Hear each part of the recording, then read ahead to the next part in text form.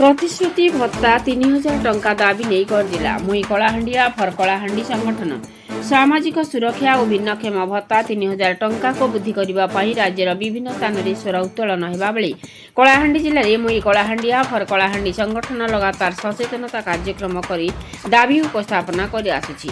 ଆଜି ନାରୀ ନେତ୍ରୀ କବିତା ରାଉତଙ୍କ ନେତୃତ୍ୱରେ ୱାର୍ଡ ନମ୍ବର 5 ଅନ୍ତର୍ଗତ ବିବିସି ପଡ଼ାରେ ଥିବା ଗୋଷ୍ଠୀ କେନ୍ଦ୍ରରେ 150 ଊର୍ଦ୍ଧ୍ୱ ଭତ୍ତାଧିକାରୀଙ୍କୁ ନେଇ ଏକ ସଭାର ଆୟୋଜନ ହୋଇଯାଇଛି।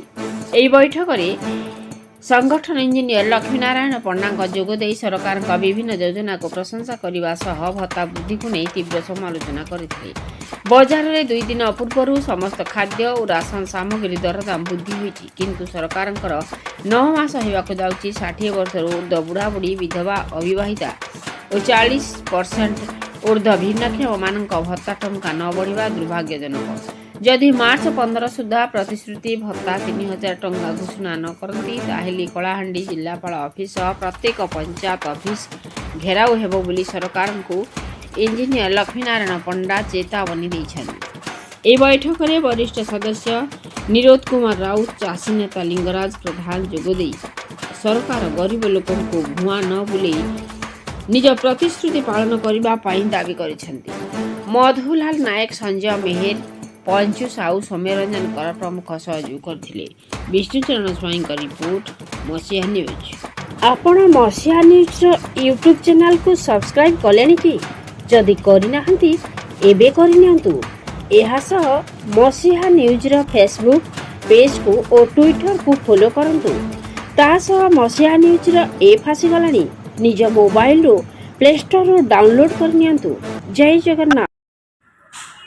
ଚାଷୀ ନେତା ଯିଏକି ଆମ ସଂଗଠନରେ ଯୋଡ଼ି ଚାହୁଁଛନ୍ତି ଆପଣଙ୍କ ଆନ୍ଦୋଳନକୁ ସଫଳ କରିବା ଲାଗି ପଡ଼ିଛନ୍ ଲିଙ୍ଗରାଜ ଭାଇ। ବିଭିନ୍ନ ସମୟରେ ଆମକୁ ଆର୍ଥିକ ସହାୟତା ହଉ, ଯେକୌଣସି ସହାୟତା ହଉ, ସଞ୍ଜୟ ଭାଇ ଆମକୁ ସାହାଯ୍ୟ କରିଛନ୍।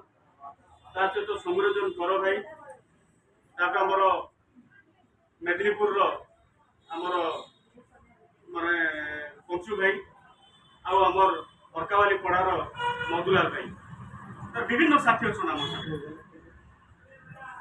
ୟା ଆଗରୁ ହୁଏତ ଆପଣମାନେ କିଛି ଜଣ ଆମ ମିଟିଂ ବି ଆଟେଣ୍ଡ କରିଛନ୍ ନା? କିଏ କିଏ କରିଛନ୍ ହାତ ଟେକିଛନ୍? କରିଛନ୍ ନାଇଁ ଏବର ମିଟିଂ ଗୋଟେ ଦିନ 3-4ଟା ମିଟିଂ ଆଟେଣ୍ଡ ମୋର କହିବାର ଅର୍ଥ ହେଲା ये जो आंदोलन आरंभ होइछे ये आंदोलन एबर आंदोलन नहीं से, ये आंदोलन एबर आंदोलन नहीं से। नवीन सरकार समय रे भी आमे ये आंदोलन करितलु, आपण माने से शामिल थिले कि नहीं कोन मते थिले? हां, तो भाव आमे से समय रे भी कहितलु एटा ये आंदोलन जेतल पर्यंत 25 रु 3000 टंका आपण भत्ता नहीं पाइबे ये आंदोलन जारी रहबा कि आमे से समय आपन प्रतिश्रुति देबे।